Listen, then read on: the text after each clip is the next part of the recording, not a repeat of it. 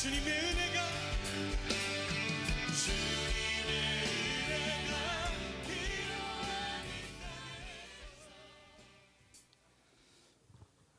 할렐루야. 네, 고등부 친구들 한 주간 잘 지내셨나요? 네, 이제 본격적으로 더워지고 여름이 시작된 것 같습니다.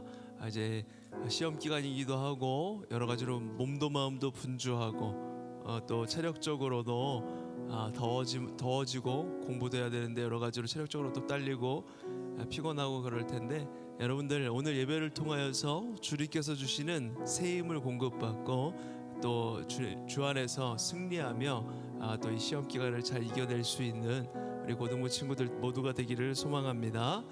우리 시간에 기도하시면서 예배 가운데로 나아가도록 하겠습니다. 이 시간에 기도하실 때, 하나님, 우리가 지금 시험 기간이고 여러 가지로 몸도 마음도 분주한 가운데 예배에 집중하기 어려운 여러 가지 것들이 많이 있습니다.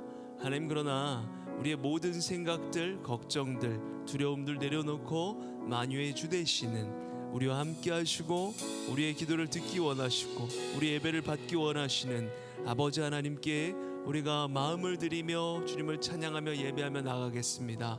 하나님, 우리 가운데 함께하여 주시고 이 예배를 기뻐 받아 주시옵소서. 우리 이 시간에 이렇게 한번 기도하면서 오늘 예배 가운데로 나아가도록 하겠습니다. 아버지 하나님, 주님의 사랑을 찬양합니다. 주님께서 우리를 예배자로 불러주셨습니다. 하나님, 우리가 주님을 찬양하며 주님을 예배하기를 원합니다. 아버지 하나님, 우리가 여러 가지 걱정, 의심이 있습니다. 시험 기간에 다가와서 체력적으로 여러 가지 어려움이 있고 하나님, 집중하기 어렵게 만드는 여러 가지 것들이 많이 있는데 우리의 생각들, 우리의 두려움들, 걱정들 모두 내려놓고 아버지, 우리의 주가 되시는 우리의 예배를 받기 원하시는 주님께 기쁨으로 나아가기 원합니다. 아버지 하나님, 함께하여 주시고 예배 가운데 말씀하여 주시옵소서. 응답하여 주시옵소서.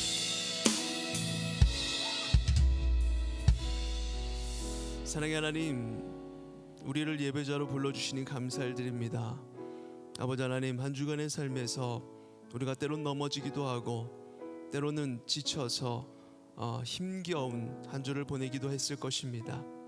아버지 하나님, 그러나 주님께서 그 가운데에도 함께 하셨고 아버지 하나님, 이 예배 자리로 인도해 주신 것도 주님인 줄 믿습니다. 아버지 하나님, 우리가 이 한 시간 드리는 예배이지만 이 시간에 주님을 만날 수 있게 해주시고 아버지 하나님, 이 시간을 통하여서 주님의 음성에 귀 기울이며 주님께서 우리 가운데 말씀하시는, 위로하여 주시는, 평안함을 주시는 그 음성에 귀 기울이며 주 안에서 참된 안식을 누리며 나아가는 우리 모두가 될 수 있도록 하나님 인도하여 주시옵소서. 아버지 하나님, 우리의 예배를 기뻐 받으시는 주님, 우리가 마음을 다하여서 뜻을 다하여서 정성을 다하여서 주님을 예배할 때 주님께 기쁨이고 우리 안에도 참된 기쁨과 소망이 넘치는 오늘 예배가 될 수 있도록 하나님 역사하여 주시옵소서. 예배를 인도하는 수네르고스 찬양팀과 예배를 돕는 서포터즈 그리고 모든 예배 참여자들에게 주님의 크신 은혜를 동일하게 부어 주시옵소서. 예배 가운데 함께 하실 주님을 찬양하며 주 예수 그리스도 이름으로 기도드립니다. 아멘. 우리 다 같이 일어나셔서 사도신경으로 우리의 신앙을 고백하시면서 오늘 예배 가운데로 나아가도록 하겠습니다. 나는 전능하신 아버지 하나님 천지의 창조주를 믿습니다.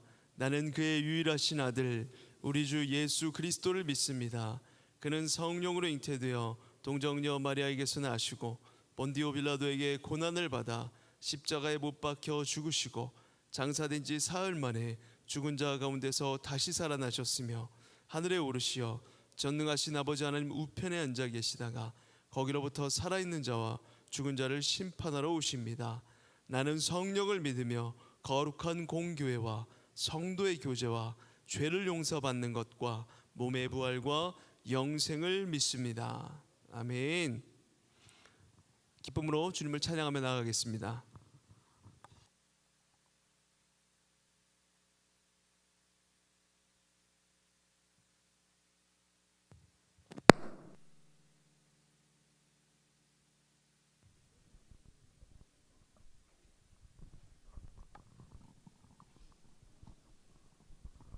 할렐루야.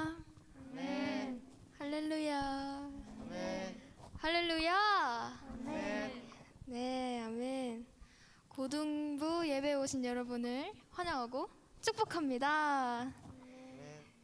우리 모두 힘내서 오늘도 열심히 찬양해 봅시다.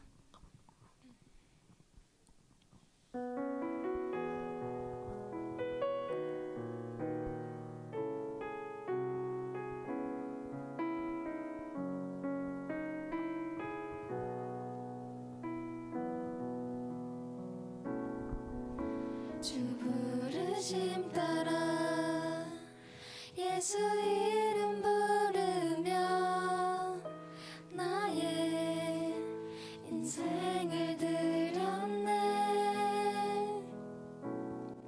사람들이 이해 못하고 결과 어떠하든지 주만 따라가길 원했네.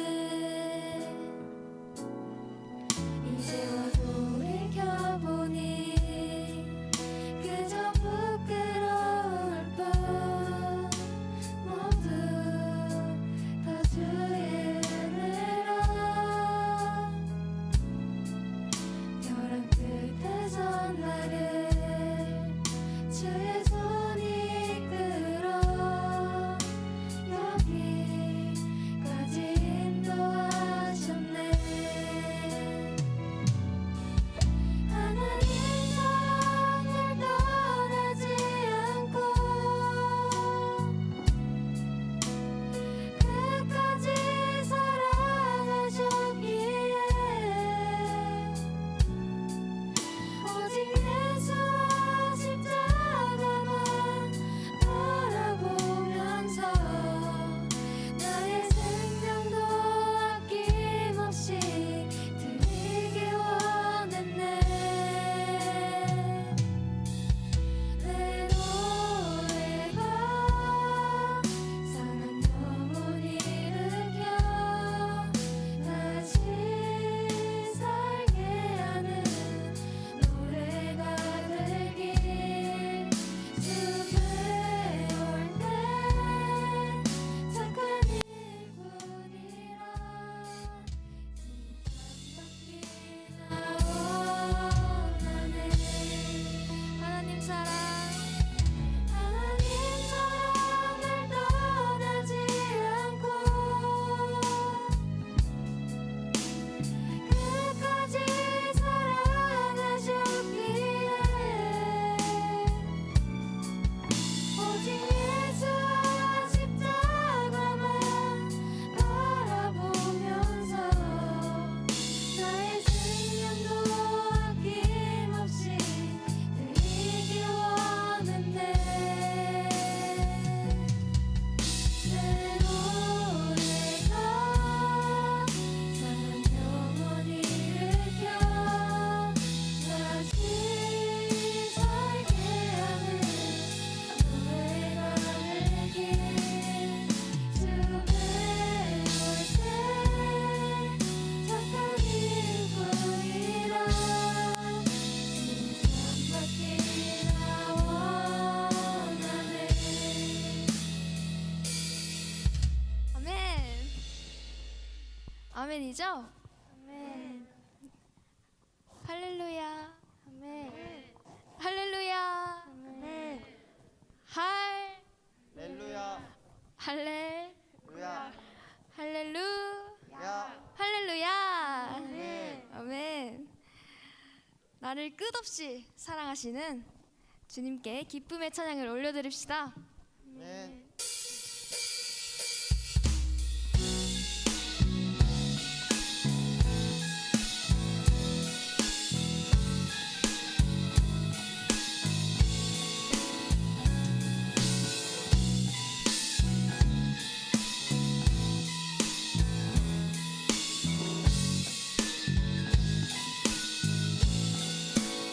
내 맘에 내 마음을 가득 채운 주야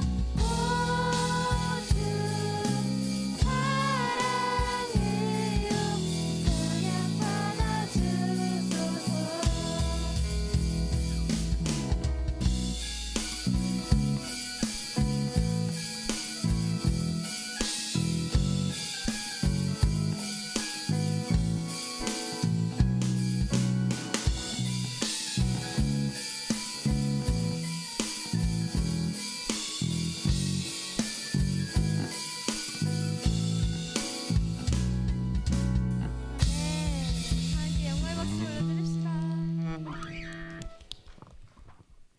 여러분, 지금이 무슨 시간이죠? 맞아요, 찬양 시간이에요. 그러면 저희가 찬양 중이니까 찬양 중에 눈을 들어서 주님을 바라봅시다. 아멘.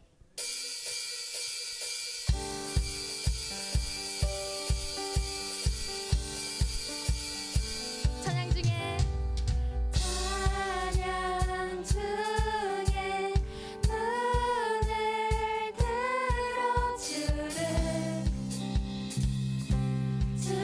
보내 지금 봐야 돼요. 소망 중에 마음 다해 주만 나 바라네 주님을 볼 때 나에게 힘주시네 주님 안에 모든 두려움 사라져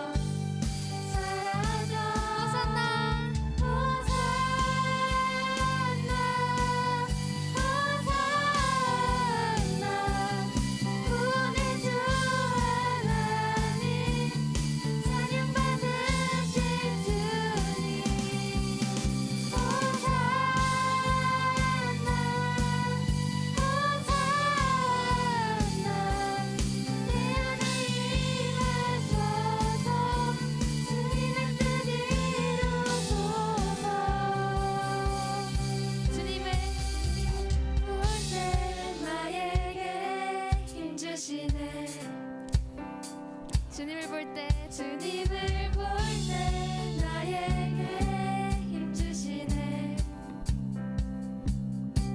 주님을 볼 때 나에게 힘주시네 주님 안에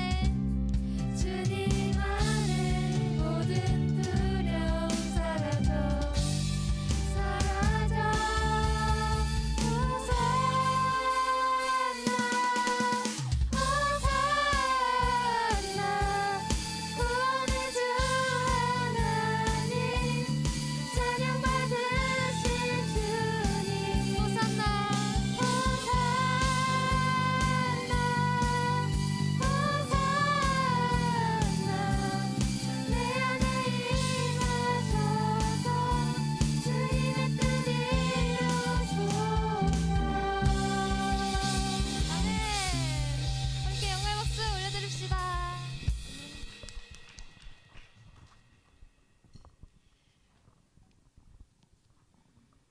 네, 내 이름 아시죠라는 찬양을 지금 할 텐데요.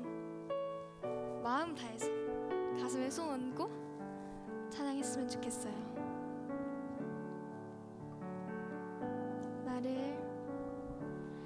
나를 지으신 주님 내 안에 계셔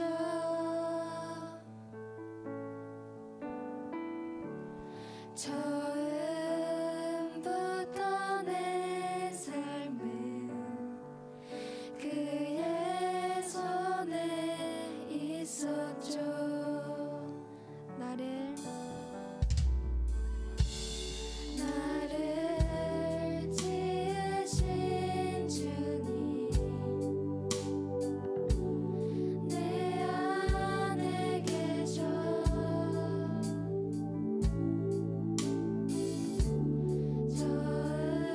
처음부터 내 삶은 그의 손에 있었죠.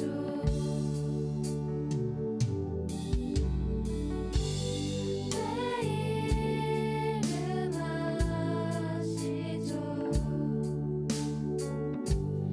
내 모든 생각도 내 흐르는 눈물 그가 닦아주셨죠. 내 이름 아시죠? 내 이름 아시죠. 내 모든 생각도 내 흐르는 눈물 그가 닦아주셨죠. 그는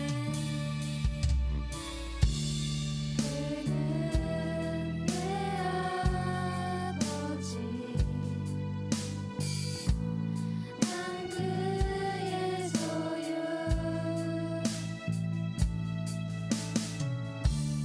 내가 어딜 가든지 날 떠나지 않죠.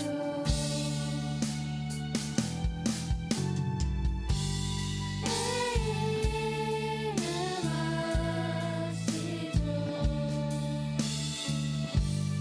내 모든 생각도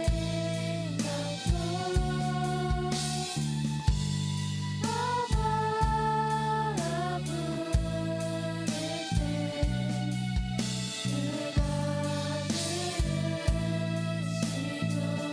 내 이름 아시죠? 내 이름 아시죠.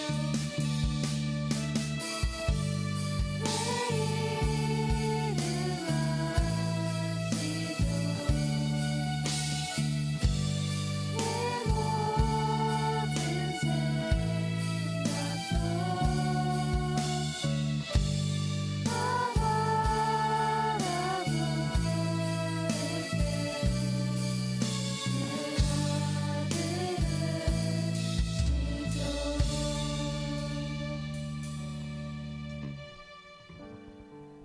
한 주간 세상에서 살았고 또 살아갈 우리들에게 삶의 한 부분에서 주님을 찾을 수 있도록 은혜를 허락하여 달라고 기도합시다.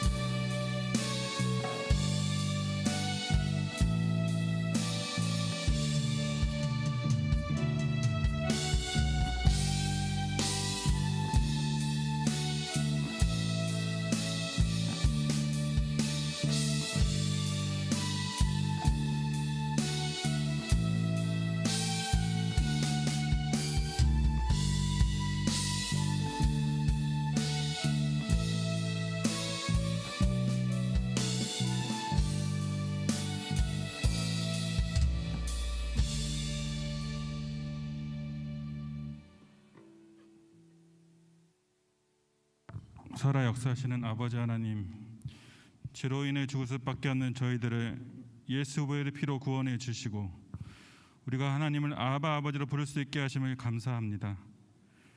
하나님, 지난주도 저희들이 알게 모르게 지은 죄를 이 시간 회개하오니 용서하여 주시옵소서. 마음으로 미워하고 행동으로 저지른 우리의 잘못된 행동들을 이 시간 예수 보혈의 피로 깨끗하여 주시옵소서. 아직 코로나 세상이 어수선합니다. 그러나 환경 가운데 우리를 보호하여 주시고 우리가 하나님의 자녀로 잘 성장해서 하나님의 일꾼으로 사용하여 주시옵소서. 특별히 우리 고3 친구들에게 함께 하셔서 자신들이 선택한 길이 아닌 하나님이 이끄시는 길로 가게 하셔서 그들의 삶이 하나님으로 말미암아 안전하고 행복한 삶을 살아가게 하시옵소서. 학업에 부담이 있는 우리 1학년, 2학년 친구들에게 함께 하셔서 그들의 인생의 진로를 선택하게 하시며 온전히 하나님을 신뢰하며 나아갈 수 있는 시간들 될 수 있도록 도와주시옵소서. 이 시간 예배를 준비하는 모든 우리 친구들에게 또한 선생님들에게 더 큰 은혜와 복으로 채워주시옵소서. 말씀을 전하시는 박수 목사님에게 함께 하셔서 성령의 능력을 더하여 주시고 그 말씀으로 말미암아 우리가 결단하며 변화되는 시간 되게 하시옵소서. 헌신하시는 우리 선생님들에게 함께 하셔서 그들의 직장과 사업장과 가정에 복의 복을 더하여 주시고 모든 삶 가운데 하나님을 경험하게 하시옵소서. 하나님 이 시간 임재하여 주셔서 성령의 은혜로 채워 주시옵소서. 함께 하심을 믿사오며 우리를 죽기까지 사랑하시는 우리 주 예수 그리스도의 이름으로 기도드렸습니다. 아멘.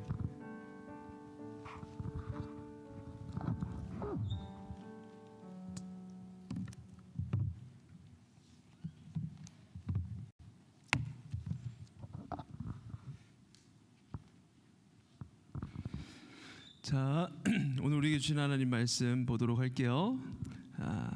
마태복음 21장 12절에서 17절 말씀입니다. 네, 앞에 보시면서 제가 한 절, 여러분이 한 절, 그리고 마지막 절은 같이 한번 이렇게 읽도록 할게요. 예수께서 성전에 들어가사 성전 안에서 매매하는 모든 사람들을 내쫓으시며 돈 바꾸는 사람들의 상과 비둘기 파는 사람들의 의자를 둘러 엎으시고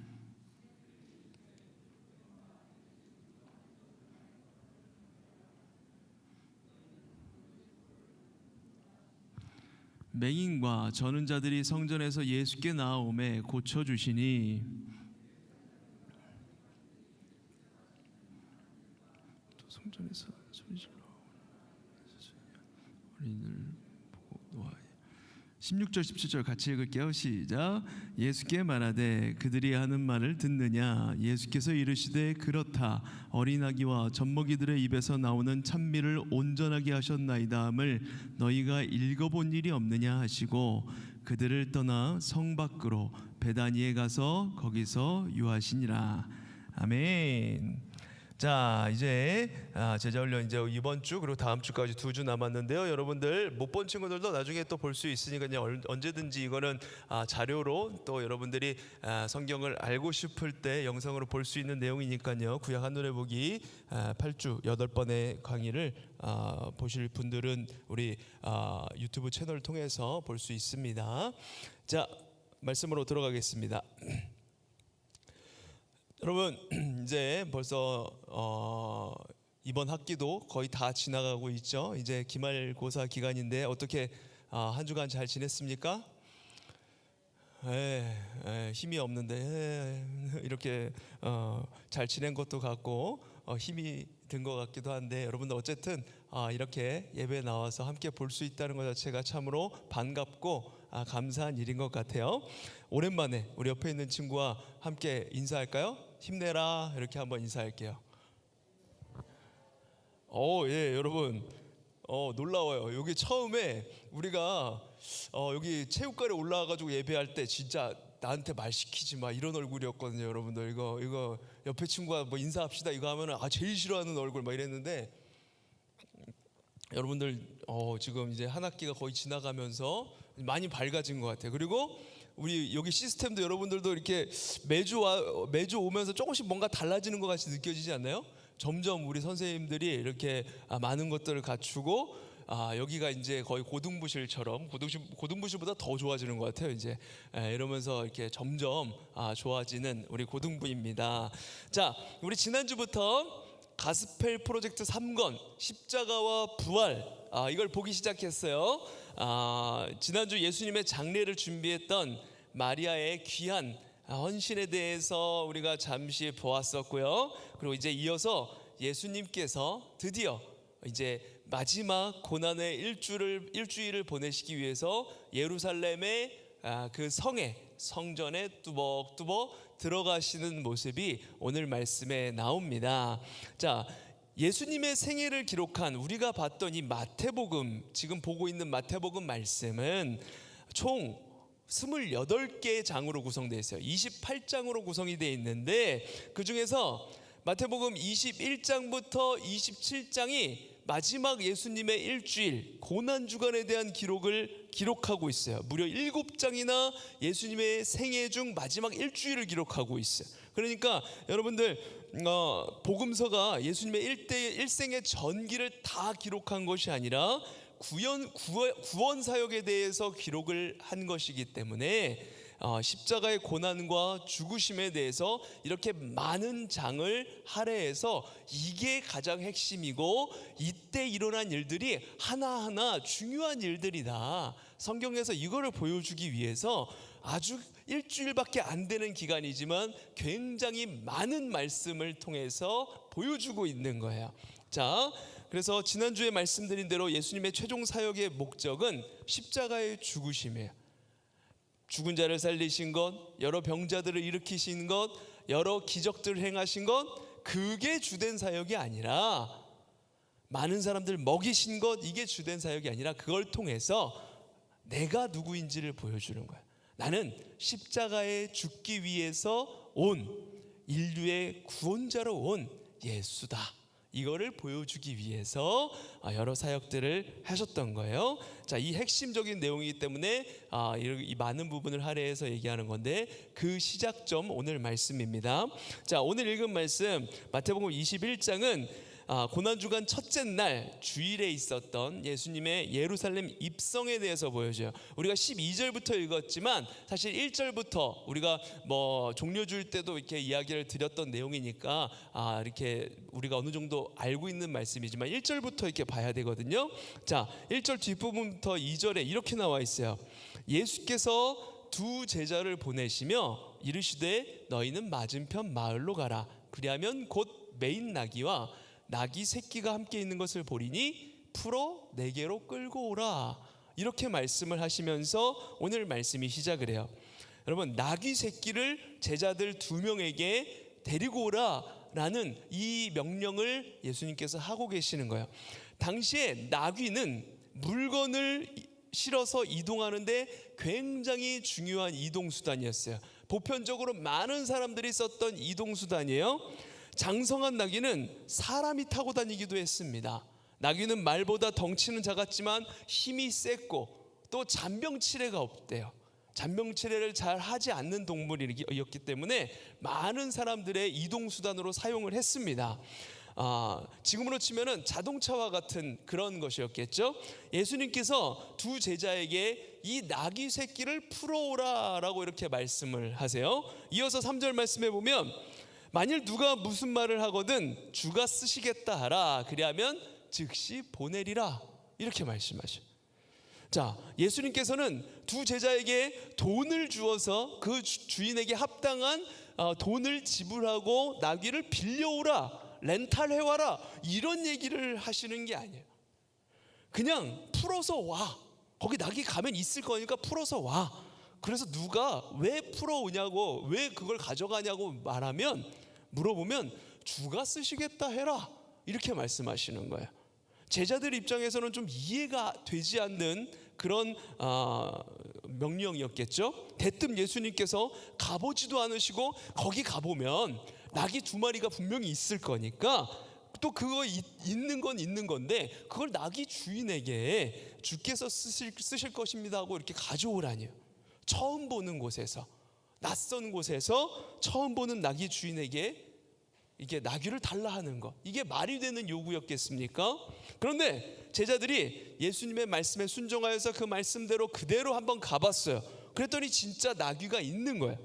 그리고 나귀의 주인들이 왜 나귀를 풀고 있느냐라고 물어보니까 두 제자는 긴 설명을 하지 않고 주께서 쓰려고 하십니다, 이렇게 말씀을 전해요. 간단하게 대답했어요. 그랬더니 나귀 주인도 아무런 말을 하지 않고 그대로 내줍니다. 예수님께서는 그 나귀를 타시고 예루살렘 성으로 이제 들어가는 거예요. 여러분, 말이 안 되는 이야기가 이어지고 있죠. 내가 가지고 있는, 지금으로 치면은 이게 나귀가 자동차 같은 수단이라니까. 갑자기 생전 처음 보는 사람이 와가지고 그 자동차 주께서 쓰시겠답니다, 내주십시오.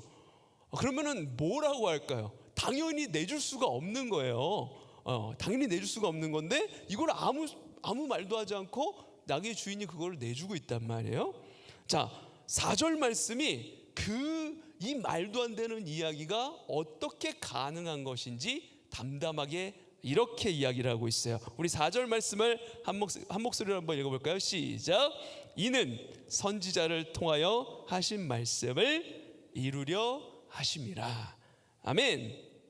예수님께서 어린 나귀를 타신 것, 어린 나귀를 타고 예루살렘에 들어가는 것, 이 모든 과정이 선지자를 통해서 구약시대에 이미 예수님이 태어나기 전에 예언된 말씀이기 때문에 그것을 하나님께서 이루시기 위함이었다. 그러니까 이게 당연히 되는 거다, 이런 말씀입니다.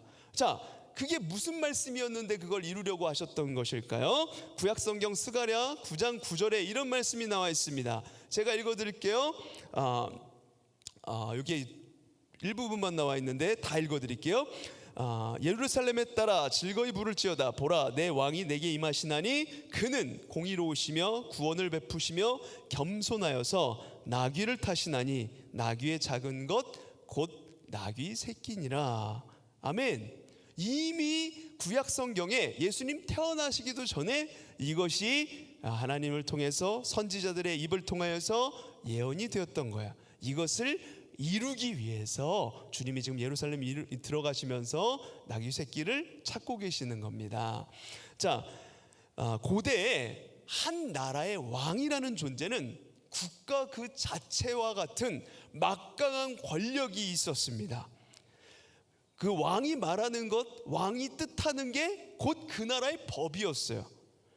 프랑스의 루이 14세가 했던 유명한 말이 있죠. 짐이 곧 국가다라는 말처럼 고대 시대에는, 그리고 그 이후에도 왕정 시대에는 왕이 곧 국가였던 시대들이었습니다.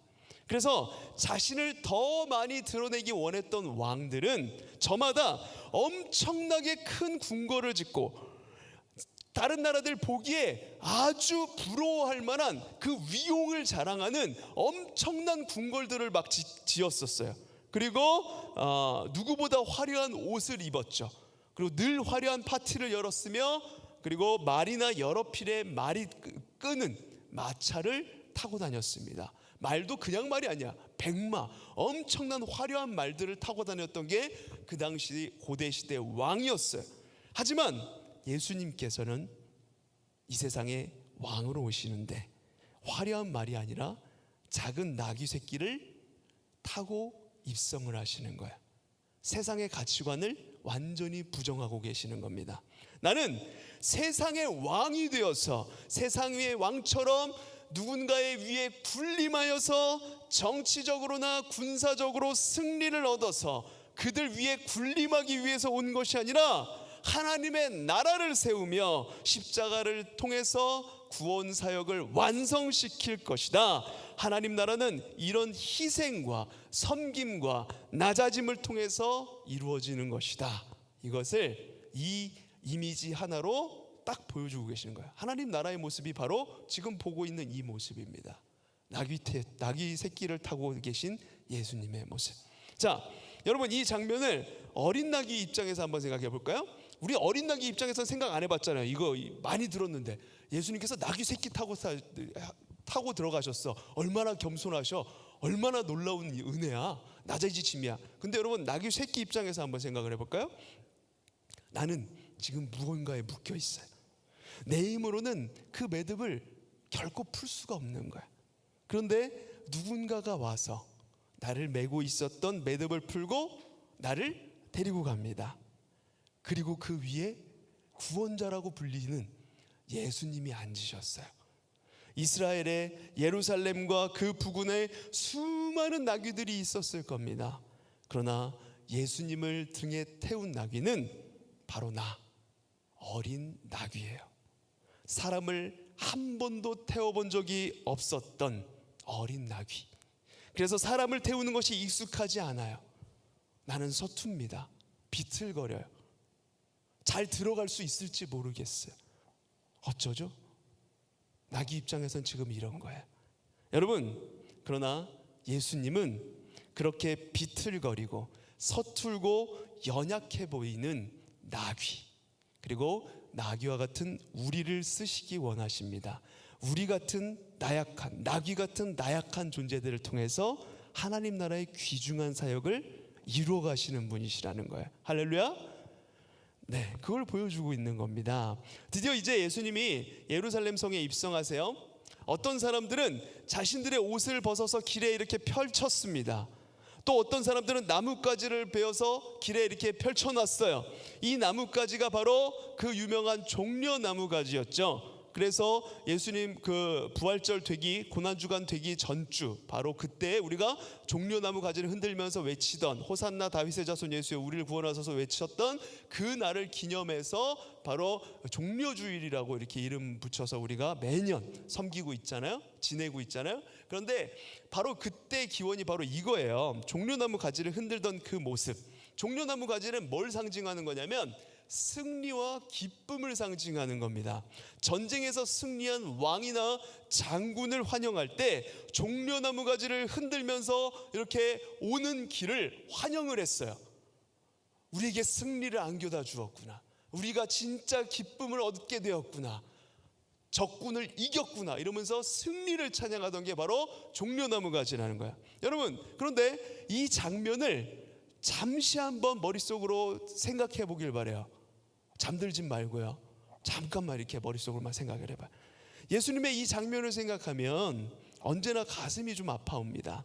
이 장면이 얼마나 우스꽝스러운 모습인지 모르겠어요.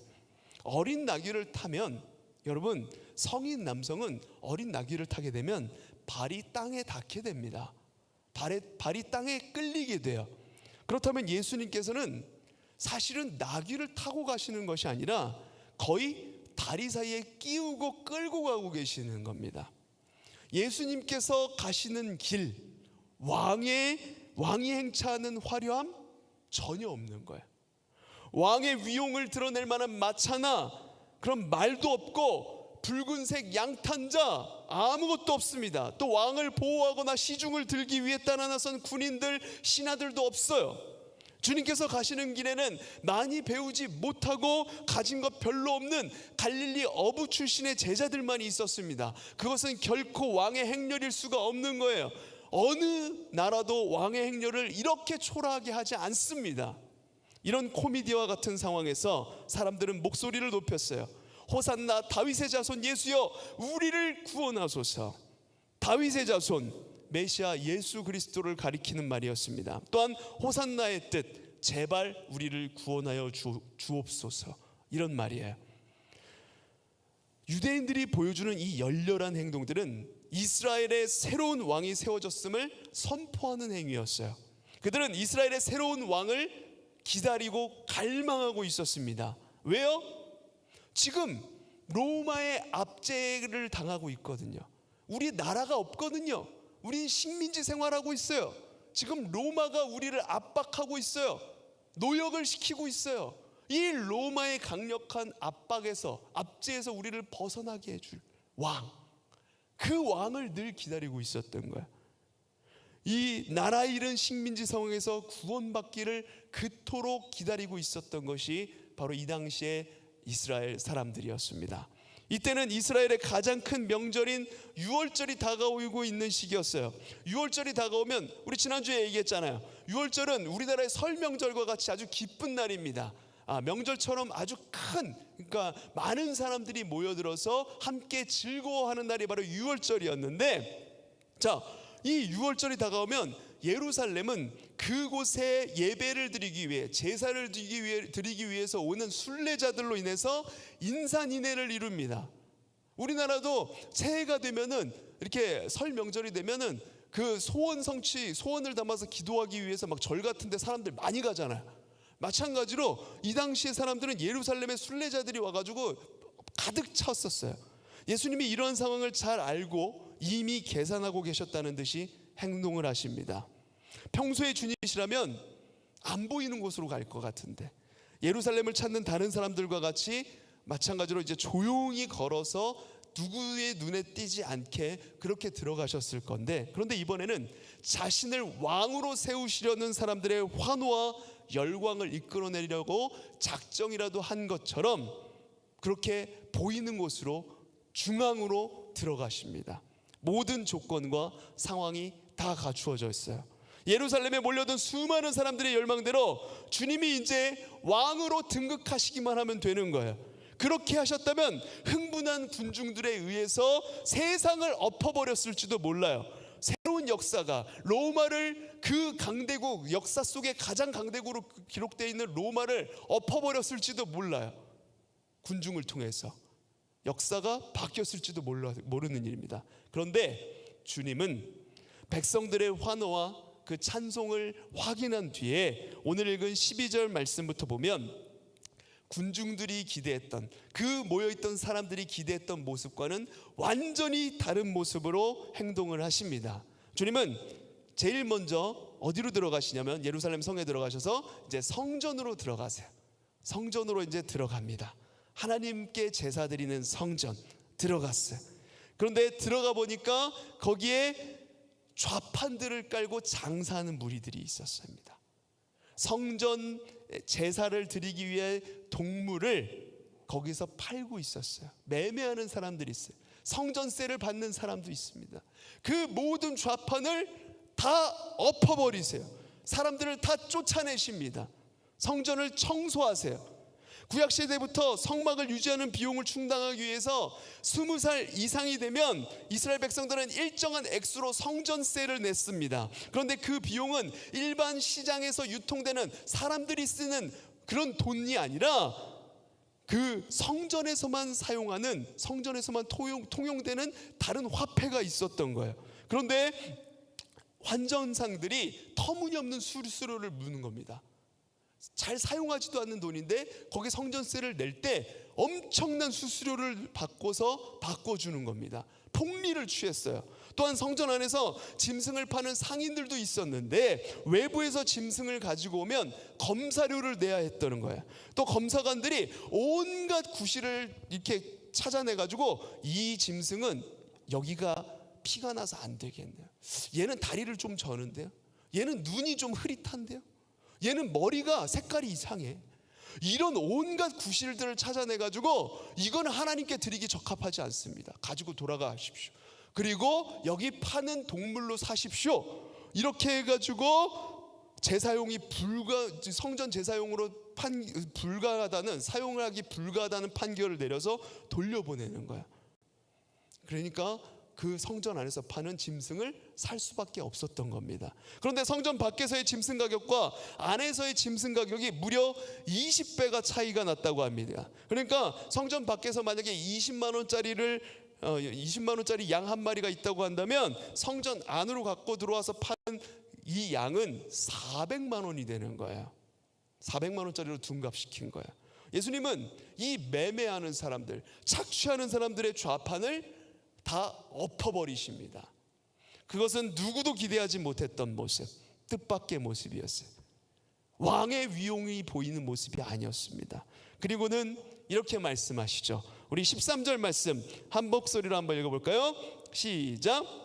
그들에게 이르시되 기록된 바 내 집은 기도하는 집이라 일컬음을 받으리라 하였거늘 너희는 강도의 소굴을 만드는도다 하시니라. 아멘. 예수님은 하나님의 집이, 기도하는 그 집이 강도의 소굴이 되었다라고 하면서 강하게 질책하세요. 성전을 강탈했다, 빼앗았다는 겁니다. 여기서 우리는 주님께서 찾으시려고 하는 것이 무엇인지 분명히 알 수가 있어요. 주님께서는 그 많은 사람들의 기대처럼 빼앗긴 땅, 빼앗긴 국권, 빼앗긴 나라, 이거를 찾기 위해서 이 땅에 오신 것이 아니라 빼앗긴 성전을 다시 찾으시려고 이 이스라엘에 임하시고 예루살렘에 들어가신 것이라는 것을 보여주는 겁니다. 자, 겉으로 보면 성전은 빼앗긴 게 아니었어요. 왜냐하면 사람들이 다 거기서 예배드리고 있잖아요. 성전을 누가 뺏었어? 뺏기지 않았습니다. 성전의 책임자들이라고 할 수 있는 대제사장들이 봤을 때에는 성전이 너무나도 잘 관리되고 있었어요. 적절하게 막 세금도 걷고 적절하게 물건도 팔고 얼마나 좋아. 휘황찬란하게 화려하게 만들어 놓고 잘 관리하고 있었어요. 다가오는 명절에 대한 준비도 착착착 진행되고 있었어요.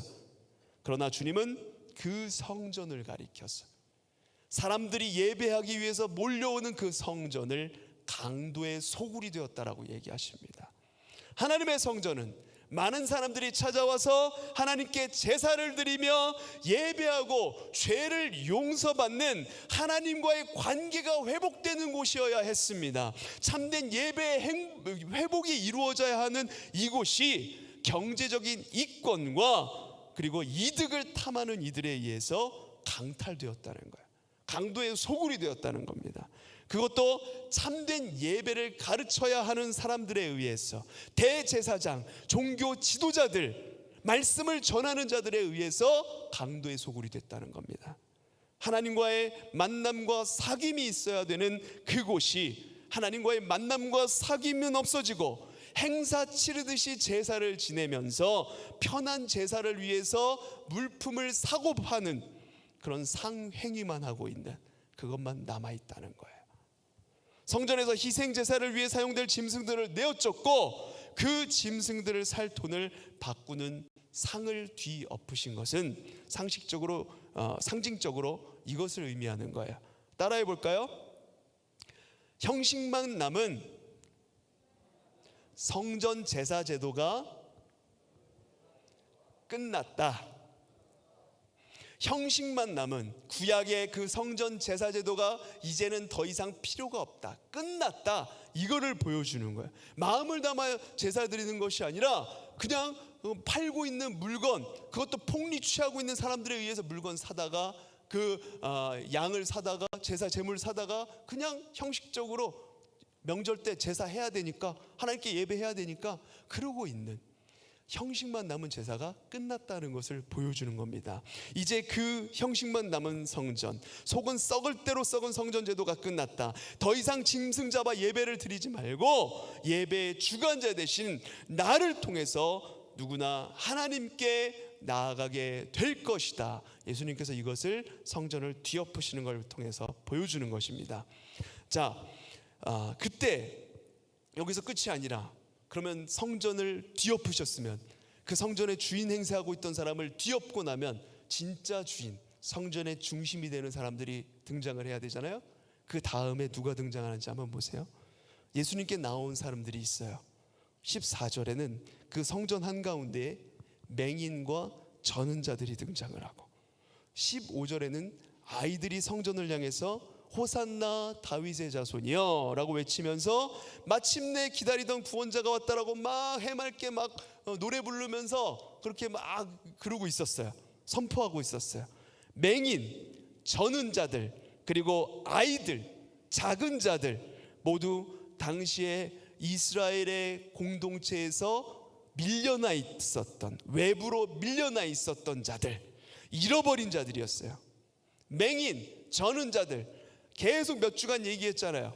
이런 몸에 흠이 있는 사람들, 눈이 보이지 않는 사람들, 다리 저는 사람들, 그리고 그 한센병, 피부병 있는 사람들, 율법에 의해서 부정한 사람이라고 격리를 시켜버렸습니다. 그 사람들과 함께한 사람들, 그 사람이 앉았던 물건, 그 사람이 터치했던 여러 가지 것들, 의자, 그 사람이 지나갔던 곳 다 부정한 곳이 되는 거예요.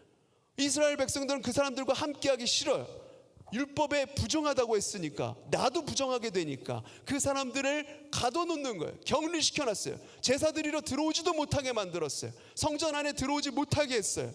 그리고 아이들, 작은 자, 누구도 그들의 말을 들어주지 않는 그런 존재들이었습니다. 호산나 외쳐봤자 아유 저놈들 또 떠들면서 노는 거라, 거들떠도 보지 않는 존재들이었어요. 하지만 하나님은 그들의 음성에, 그들의 소리에 귀를 기울이십니다.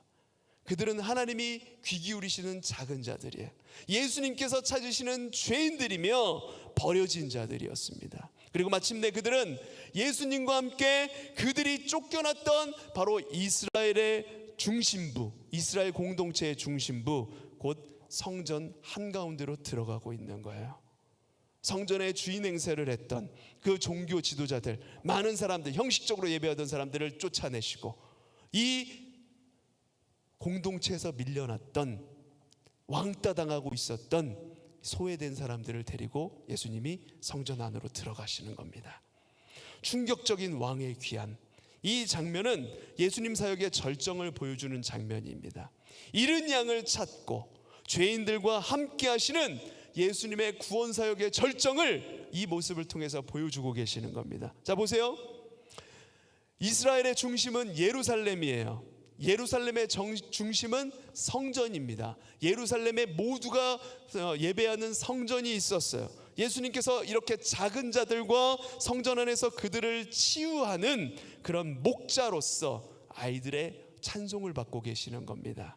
가장 변두리로 밀려났던 공동체 구성원들, 맹인, 전은 자, 아이들, 그 공동체의 중심부, 성전 한가운데로 그들이 들어온 거예요. 예수님이 이 상징적인 장면을 통해서 이렇게 말씀하시는 겁니다. 함께 따라해 볼까요? 하나님 나라는 소외된 자들, 잃은 양의 회복을 통해 시작된다. 아멘. 하나님 나라는 소외된 사람들, 잃은 양들을 통해서, 그들의 회복을 통해서 시작이 되는 겁니다. 나를 통해서 이루어질 하나님 나라, 예수님께서 이렇게 말씀하시는 거예요. 나를 통해서 이루어질 하나님 나라는 이렇게 소외된 자들을 통해서, 잃은 양들의 회복을 통해서 새롭게 시작되는 나라다. 그동안 가지고 있던 너희들의 율법주의, 신앙이라는 이름으로 여러 사람들에게 상처 주고, 너는 저렇게 상처 많아서 너는 예배드릴 수가 없는 존재이고 불결한 존재이고, 이렇게 상처 주고 정죄하고 성전 장사를 통해서 막대한 이득을 남겼던 너희들의 그 썩은 성전 신앙은 이제 더 이상 기능을 다한 것이다. 내가 일으킬 새로운 나라는 나귀 새끼와 같이, 작은 자들과 같이 하나님이 귀 기울이시는 그런 작은 자들을 통해서 이루어지는 나라이다. 이거를 보여주시는 것입니다. 주님은 성전을 엎으시고 이 소외된 자들을 고치시고 찬송 받으시면서 새로운 나라의 본질에 대해서 그렇게 말씀하시는 거예요. 그리고 예수님의 십자가 죽음을 통해서 실제로 이 일이 이루어지게 되는 것입니다. 예수를 믿고 따르는 작은 자들, 새로운 나라, 하나님의 백성, 새로운 성전이 예수의 십자가 죽음을 통해서 열려지게 되는 것입니다. 하나님 나라는 힘 있는 자들, 종교 지도자들을 통해서, 권력을 가지고 있는 자들을 통해서 이루어지지 않습니다. 자신들이 가진 경건의 모양으로 형식적으로 예배에 왔다 갔다 하고 성전에서 장사하고 강도의 소굴로 만드는 사람들, 성전의 본 의미를 상실한 종교 지도자들을 통해서 이루어지지 않아요. 비록 세상에서 무시당하고 공동체의 일원으로 인정받지 못했던 작은 자들, 소외된 자들, 나귀 새끼와 같이 누가 봐도 작고 연약한 자들, 그런 자들이나 하나님이 귀 기울이시는 죄인들을 통해서 이루어지는 나라, 그것이 바로 하나님의 나라입니다. 형식만 남은 성전, 하나님께 예배하는 모양은 갖추었으나 그 안에 하나님이 귀 기울이시는 작은 자들을 소외시켜버린 그 기능을 다한 성전, 강도의 소굴이 되어버린 성전은 이제 더 이상 필요가 없는 거예요. 나귀 타고 등장하신 만왕의 왕 예수 그리스도와 함께 버려지고 찢겨진 존재들, 사람 취급 못 받던 존재들이 새로운 하나님 나라의 주인공이 되는 것입니다. 할렐루야. 사랑하는 고등부 친구 여러분, 우리는 누구입니까? 클릭해 주세요. 그림 안 나오나요? 네, 우린 누구입니까? 나귀를 풀어오라는 예수님의 말도 안 되는 요구에 제자들처럼 순종하며 준비하는 사람들인가요? 그냥 예수님의 능력을 기대하며 그저 내 소원을 들어줄 뿐, 나에게 성공과 명예를 안겨다 줄 예수님을 기대하며 호산나 제발 구원하소서 이렇게 외치는 사람인가요? 아니면 성전을 강도의 소굴로 만드는, 매일같이 예배를 드리지만 예수님의 뜻에는 관심이 없고 내가 원하는 바만 주님께 따다다다닥 얘기하면서 내 성공을 위해서 예수님을 이용하는 그런 사람입니까? 아니면 어린 나귀와 같이, 그리고 맹인, 저는 자들과 같이, 아이들과 같이 소외된 자, 예수의 은혜가 필요한 자들입니까? 여러분, 주님은 언제나 작은 자들, 죄인들을 찾으십니다. 우리가 어떤 모습을 하고 있든 그 모습 그대로 주 앞에 나아가길 소망합니다.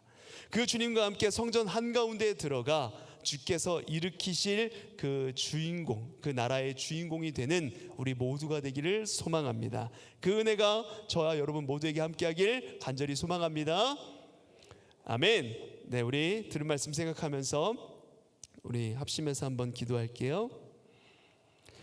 아버지 하나님, 이 땅에 평화의 왕으로 오신 주님을 찬양합니다. 주님은 나귀와 같은 어린아이, 맹인, 저는 자, 소외당한 자들의 주님으로 오기 원하셨습니다. 우리가 그런 사람들입니다. 어린 나귀와 같이 미약하고 보잘것없게 여겨진다고 할지라도 주님을 태우고 가는 삶을 살아감으로 주님을 힘으로 삼는 그리스도인이 되게 하여 주시옵소서. 늘 혼자인 것 같고 소외된 것 같이 느껴진다 할지라도 주님께서 이루실 하나님 나라를 바라보며 주님과 함께 성전 중심으로 들어가 새로운 하나님 나라의 주인공이 되는 우리 모두가 되게 하여 주시옵소서. 우리 이렇게 한 목소리로 한번 기도하도록 하겠습니다. 아버지 하나님, 주님은 나귀와 같은 어린아이, 맹인, 저는 자, 소외당한 자들의 주님으로 오길 원하셨습니다. 아버지 하나님, 우리가 바로 그런 사람들입니다.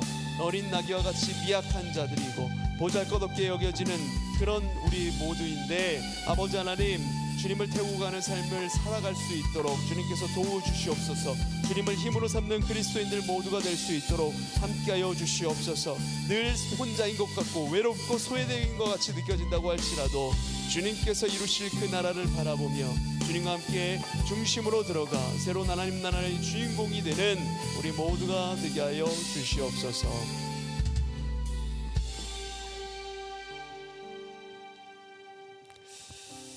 이 땅에 평화의 왕으로 오신 예수님을 찬양합니다. 예수님은 말이 아니라 나귀를, 그것도 어린 나귀를 타고 예루살렘으로 들어가셨습니다. 사람들은 이유도 모른 채 호산나 제발 구원하소서 소리 질렀지만 그것이 사실이었습니다. 주님만이 참된 구원자, 영원한 구원자가 되시기 때문입니다. 때때로 우리가 어린 나귀와 같이 미약하고 보잘것없게 여겨진다고 할지라도 주님을 태우고 가는 삶을 살아감으로 말미암아 주님을 힘으로 삼는 우리 모두가 되게 하여 주시옵소서. 아무도 거들떠보지 않고 소외된 맹인, 저는 자, 어린아이들의 음성에 귀 기울이시고 그들의 찬양을 받기 원하셨던 그 주님의 은혜를 기억하게 하여 주시옵소서. 이 세상에서 소외되었다고 해도 우리 마음 중심을 보시는 주님 앞에 나아가 주님께 전심으로 드려지는 우리의 삶이 되게 하여 주시옵소서. 우리가 매번 교회 나와서 예배드리면서도 나 자신의 이익을 내 힘으로 삼는 그런 어리석은 삶을 살지 않게 하여 주시고 오직 하나님을 힘으로 삼고 기도하며 나아가는 삶을 살아가는 우리 모든 고등부 친구들 되게 하여 주시옵소서. 주님께서 우리와 동행해 주시며 우리가 주님 안에서 주님과 더불어 살아감이 매일매일 기쁨 그리고 감사가 될 수 있게 하여 주시옵소서. 감사드리며 예수 그리스도 이름으로 기도드립니다. 아멘. 우리 시간에 찬양하면서 헌금하도록 하겠습니다. 우리 들은 말씀 생각하면서 가사를 묵상하며 함께 찬양합니다.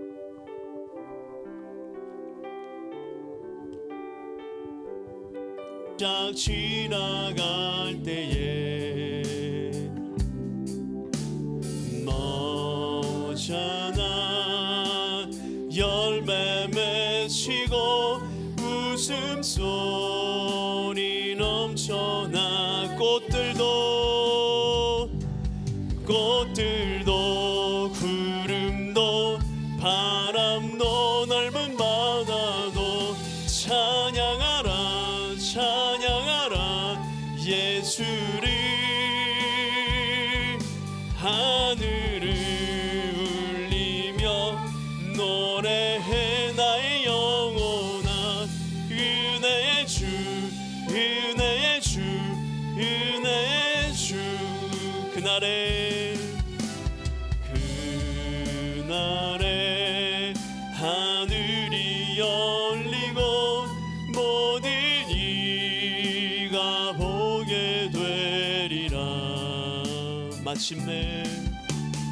마침내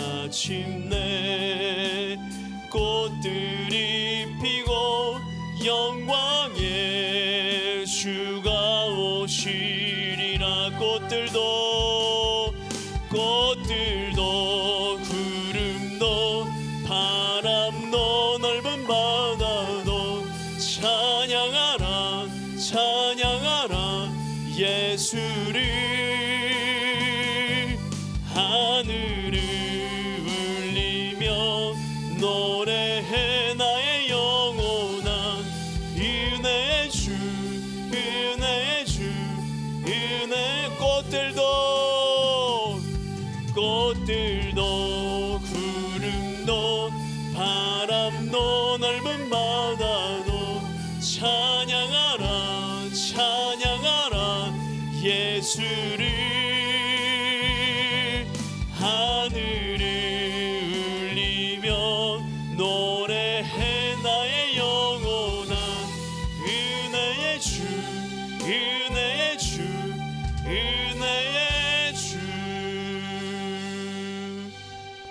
아멘. 드려진 걸음에서 함께 기도하겠습니다. 찬양받기 합당하신 이름, 존귀하신 예수 그리스도, 그 이름을 찬양합니다. 꽃들도 구름도 바람도, 그리고 작고 소외된 어린아이도 주님의 이름을 찬양합니다. 겸손한 모습으로 나귀 타고 오셔서 권력자들의 왕, 많은 사람들 위에 군림하는 왕으로 오시지 않고 작고 작은 맹인, 저는 자, 어린아이들에게 오셔서 그들을 고치시고 찬양을 온전하게 하신 주님의 모습을 바라봅니다. 우리 또한 어린 나귀와 같이, 맹인같이, 어린 아이와 같이 미약하고 작고 보잘것없는 사람들이지만 우리 마음에 전심으로 주님을 사랑하며 섬기는 마음이 있게 하여 주시고, 주님을 태우고 주님을 힘으로 삼는 그런 삶을 살아가게 하여 주시옵소서. 그리하여 주님의 은혜에 함께 동행하며 하나님 나라를 함께 만들어 가는 우리 모든 고등부 친구들 되게 하여 주시옵소서. 주님께 마음을 담아 예물을 올려드립니다. 주님 기뻐 받아 주시옵시고 이 예물이 주님 나라를 위해 그리고 교회를 위해 아름답게 사용되게 하여 주시옵소서. 드린 손길 위에 하늘의 신령한 은혜로 함께 하여 주시옵소서. 여전히 지속되고 있는 코로나의 상황 가운데 우리 모든 친구들, 우리 선생님들 지키시고 보호하여 주시고, 또한 더운 날씨 속에 또 시험 기간에 마음을 지켜주시며 건강을 지켜주시고, 아버지 하나님 주님께서 주신 지혜로 주님과 함께 이 시험 기간을 잘 넘어설 수 있도록 함께하여 주시옵소서. 주님께서 주시는 평안이 우리 모두에게 넘치게 하여 주시옵소서. 주 예수 그리스도 이름으로 기도드립니다. 아멘. 네, 우리 이 시간에 새로운 친구 있는데요, 함께 환영하도록 할게요. 노현지 국고 1학년 자매인데요, 우리 중등부 친구가 전도를 했어요. 중등부 다니고 있었던 친구인데 우리 명지은 우리 2학년 친구가 이제 언니를 전도했네요. 우리 현지 바라보면서 우리 함께 기쁨으로 찬양하도록 하겠습니다.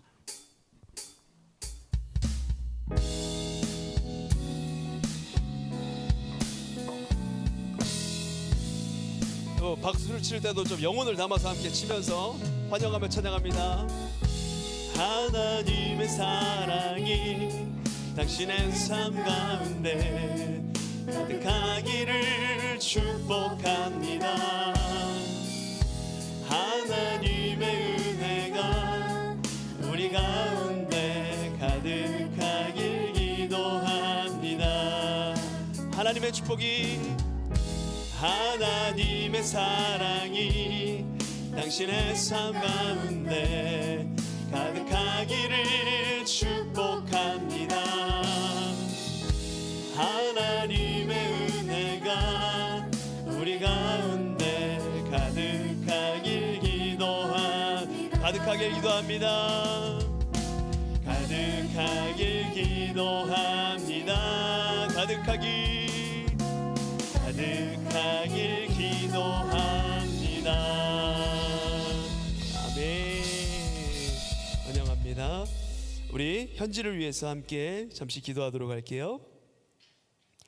아버지 하나님, 주님께서 사랑하시는 우리 현지를 우리 빛나 고등부로 보내주시니 감사를 드립니다. 아버지 하나님, 정말 이 어려운 코로나 시기에 어딘가 새로운 곳에 간다는 것이 참 낯설고 어려운 일일 템에도 불구하고 아버지 하나님, 우리 지은이를 통해서 아버지 하나님, 현지가 이렇게 새롭게 우리 교회로 나올 수 있게 하신 은혜를 감사를 드립니다. 아버지 하나님, 이것이 우연히 우리 교회에 오게 된 것 같아도 모든 것이 다 하나님의 뜻과 섭리 가운데 있었음을 고백합니다. 아버지 하나님, 현지가 그 주님의 섭리를 알아가는 아이가 될 수 있게 하여 주시고, 아버지 하나님, 주님을 이 고등부 시절에 주님을 만나고 주님을 구원자로 믿고 맞아들이는 우리 현지의 삶이 될 수 있도록, 그래서 주님 앞에서 빛나는 우리 현지의 삶이 될 수 있도록 하나님 인도하여 주시옵소서. 감사드리며 주 예수 그리스도 이름으로 기도드립니다. 아멘. 네, 함께 기쁘게, 좀 교제하기 어려운 상황이지만 그래도 함께 맞아주고 기뻐할 수 있는 우리 고등부 모두가 되길 바랍니다. 자, 우리 이 시간에는 이제 다 같이 일어나셔서 기도하고 축도로 예배를 마치도록 하겠습니다. 여러분, 광고 하나 하면요, 우리 지난주에 광고를 빼먹고 안 해가지고 금요일날 혹시 오신 친구들 있는지 모르겠는데, 금요일날 우리 이제 김정성 목사님이라고 오셔가지고 이제 항해자 그 작곡하셨던 그 목사님이 오셔가지고 노래 부르셨던 그 목사님 오셔서 찬양 집회를 되게 은혜롭게 하셨어요. 여러분, 근데 못 봐서 아쉽잖아요. 온라인으로 볼 수 있고요. 그리고 이제 한 달에 2번 정도씩 그 목사님께서 우리 교회와 함께 이렇게 찬양 인도를 해주시기로 했어요. 금요일 날 철야 예배 때, 성령 터치 예배 때. 그러니까 그 말은 무슨 말이냐면, 여러분들 정말 찬양하고 싶고 막 기도하고 싶은 제목이 있어요. 막 부르짖고 싶어. 수련회도 없는데 막 부르짖고 싶어. 어떻게 해야 될지 모르겠어. 이럴 때 금요 성령 터치 오시면 여러분들 뜨거운 은혜가 있을 거라 생각합니다. 여러분들 사모하는 마음으로 좀 이게 코로나 시대가 되면서 평일에 금요일 날 막 교회 오는 게 좀 많이 발걸음이 없어진 것 같아요. 우리 고등부 친구들 예전에는 많이 왔던 것 같은데, 작년 초에 막 많이 왔던 거 봤는데 이제 점점 그 발걸음이 없어지는 것 같은데, 여러분들 언제든지 오셔서 기도하고 예배할 수 있는 우리 고등부 친구들 되기를 바랍니다. 자, 기도하고 축도로 예배 마치도록 하겠습니다. 아버지 하나님, 문을 열고 나가면 세상입니다. 하나님의 것은 배우기 어렵고 더디나 세상의 것은 쉽고 빠릅니다.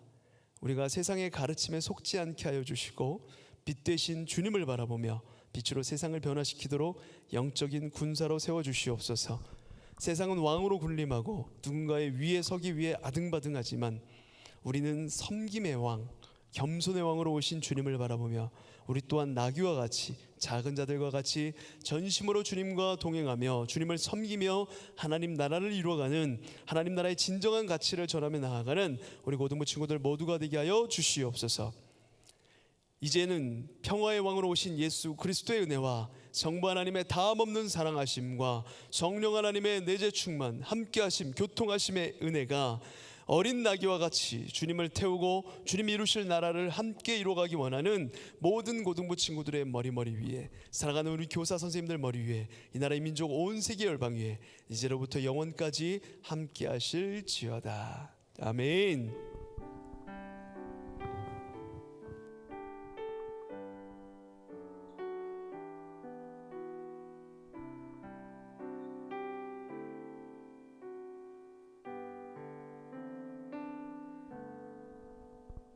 이 시간 지금 1학년 친구들 잠깐 일어나 주실까요?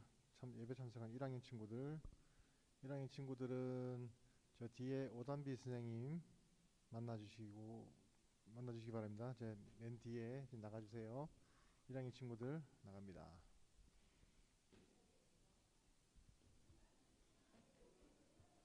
자, 오늘 3학년부터 나갈게요. 3학년부터 나갈게요.